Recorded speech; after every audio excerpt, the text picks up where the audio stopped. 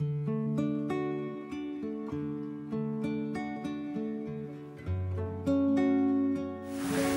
welcome to another edition of the Master Series. I'm Deborah Louise, and I'm here today with Khaled Al-Awar. He is owner of the beautiful Primavera Art Gallery in Ojai, California. So welcome, Khaled. Thank you. A conversation about mastery, and I know that it seems to be daunting to a lot of people what mastery is, but we're all masters in our own right of our world and how we operate it. So I know you are a master businessman. You have many different projects that you've done. You've been in the gallery for 30 years here. So I'd like to just talk about your experience of mastery and some of the people that you deal with and working with artists and their mastery as well, what you've learned over the years. Well, I can never think of myself as a master.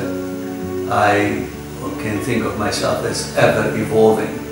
There is not a day that passes that I don't add to my experience, to my knowledge, to my information, to all of that. So it's an ever evolving process. And at the same time you're saying about artists and people who come into the gallery and what have you, again, I feel like when the artist says, okay, I am a master, that means they're done. It's over. So I hope that all of us, we are ever evolving. And yes, we start to master gently certain things, but there's always something else to master. So it's an evolving process. That's the way I would like to put it. That's beautifully put. So it's really about the qualities that a person has to develop, rather than just getting stagnant. Well, you know, the qualities, you know, that we do develop for whatever it is that we are doing, the number one for me, the most important thing actually, is to love what you do and to care for what you do. And once you do that, then you can do something from all your heart. And it becomes a little bit effortless, because when you are involved in something that you love and admire, then it's much easier, you know, much easier. And yes, I am associated with the arts, and that comes from a very young age. You know, like I remember wherever I was in any different culture or different environment or what have you, what I looked at to really take as a souvenir is some piece of art. And I've always been fascinated with the arts, because from I can never do anything with my hands, really. I mean, talk about mastery, that's something not even a novice. I can't do anything with my hands. So my art appreciation is 10 times stronger than anybody else, because for me, when I look at what people create, it sounds like a miracle to me, what they do, you know. And I'm not in a position to even take away or add or do anything in that. But you do choose artists, and I was wondering if we could talk about some of the process of choosing who to have in your gallery and what you've learned. Well, first of all, I never deny any artist to bring in their work and show me their work. And I'm like anybody else. You know, even the customer that comes in here, the person of potential, you know, there will be 20, 30, 50, we have over 60 artists, but then they zone in on one artist or two artists. And the same criteria I utilize for myself when I'm choosing artists. I have to love the work. Because if you really truly do not love what you're about to carry in your gallery, it will be a very difficult sell, because then you're a salesperson. But when I choose something that I really admire, the work of a particular artist, and a customer comes in, I'm no longer selling, I'm just singing the praises of the art that I am carrying in the gallery. And that is my main criteria. And and don't get me wrong, sometimes I love to support rising artists, even though their work is not there yet. But everybody has to start somewhere. And for a lot of artists, if they are in a gallery, it's a very big deal. It's a very big deal. So sometimes, yes, I try to feature. I've tried actually, I did several years ago a show in Ojai for parents and their children who are artists at the same time. And that was a very nice and successful show. You know, because a lot of the parents there already, if I want to call that word master again, were really mastered their craft and their art. And then the children too, I feel like the influence of the parents on them, they're on their way. But it was a very successful thing because all of a sudden they have a gallery show when they were still very young. Yeah, so that's wonderful. Yeah. Yeah, that added to the teaching quality too for parents as well. Yes. So maybe you could talk about building relationships. You talked about when you choose, you're connected to the piece in a certain way. So there's two avenues I like to talk about is that connection. What draws, what are the essence that draw you in and make you want to know? In regard to the artists, Right. First of all is the artwork. Second of all, in order for a gallery to get, you know, to commit an artist, you know, into a gallery, you would hope they have more than 1 or 2 or 10 or 50 paintings in them. You know, so it's a very important thing to see a body of work, you know, from the artist's, you know, point of view, because it's a great commitment to the gallery when you dedicate, you know, your walls to represent an artist. So, and for me, like the connection, it is very important for me to have a very good relationship with the artist, because I feel like if you don't have that, it will reflect on you when you actually are describing the work of an artist or talking about the artist to a potential client and what have you. So, and reason I'd love to have that very strong relationship with the artist, because and I can very freely talk and I'm speaking, you know, honestly on their behalf and on my own behalf. As you spoke about it, there's been a nice relationship because you show the artist's work. Where do you think in our digital age now that galleries are going? Are you going to go virtual online? Well, it's a very fast changing world, and it's taking a lot of adjustment for me to make, and when I speak to other gallery owners too, it's a lot of adjustment. You know, I have no problem in exposing a lot of the work to the digital world, through the digital world, you know, that is available and what have you. But I use myself as the measuring stick. I would never ever buy an art piece because I happen to see it on a computer. I would really want, because what the digital instruments do, it's either they enhance it so well or they make it look worse. So, and when you are actually buying, you really would like to see the art piece in person. And especially with the art that we are selling, it is not like, I mean, yes, if the art piece is under $400 or $500, okay, you will take a risk and you'll do that. But if an art piece is at a high price, you're not going to just buy it because you just happen to see it on the computer. And don't get me wrong, if you are familiar with a particular artist and their body of work and you have seen it many times in person, then you can give yourself the permission to buy something like that over the computer. But I try, yes, we do have a website and people navigate and do all of those things. But you know what? I've had a website for the last 16 years. I don't think I've sold more than 2 pieces over the website, you know. And I like people to see the work in person, you know, because it makes a big difference. What about your artists? Are they online too? Yes. Today, everybody is online. The artists are online, the galleries are online, and all of those things. You know, this being online, don't get me wrong, it gives an incredible exposure that was not available before. And the only issue I have with this whole idea of online is it has shifted from the emphasis from the gallery trying to promote and things like that. It's the majority of people really try to pin galleries against each other to say, okay, I can get this piece for this much and I can go to the other gallery, it's much less than what you're selling it for. I really think if this is the way it is going to go, it actually end up diminishing the artwork, in my opinion.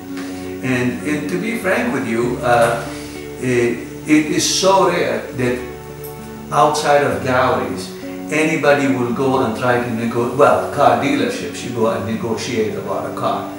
But almost every other business on this planet, you walk in and that's it. The price that they're asking, you can walk into Kmart, to Neiman Marcus, you can walk in to any almost store, to Walmart. The price is the price. There is no one to negotiate with.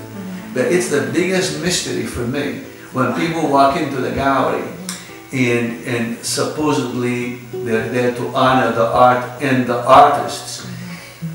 They negotiate quite a bit. Right. It's a very big mystery to me because I think, you know, the artists deserve. I mean, if anybody knows what an artist goes through to create an art piece, it's really they put their whole being, their soul, their spirit, their everything, their creative energy, you know, to create an art piece. And I hope, and I love artists to be appreciated when they're alive, right. Right. not after they die. Right. I said to one client one time, of course I would never mention names, I said, you know, when an artist is alive, we always try to almost, if we can get the painting for free, then that's fine. But once they're gone, we pay millions of dollars to get their painting. So I said, let's honor the artists when they're alive, because they're deserving. They bring so much beauty, you know, the way they interpret. Like for me, an artist on canvas is like poetry, you know. I mean, it really, they just like, what they go through to just create that moment in time and capture it and make a lot of us come in and be captivated by it, and we feel like, oh, a sense of wonderment and almost like it's so exciting. Oh, look what this artist has done. God, look how they captured that sunset or that wave or whatever it is. And that's the beauty of it, you know. So let us honor these people. I am a very advocate of honoring the artists and allow them to really thrive. Very few artists make a living from their art. The majority of artists have to have another job to support themselves, you know. So let's honor them. That's how I feel about it. If you're buying a well-known artist who's a fine art artist and has a reputation, it doesn't matter what piece, and they have their diet piece as kind of an investment. They love the piece. Is it an investment? Well, I'm glad you asked that question. I hope it's not going to offend anybody, but almost everybody that comes in to buy a work of art is a closet investor.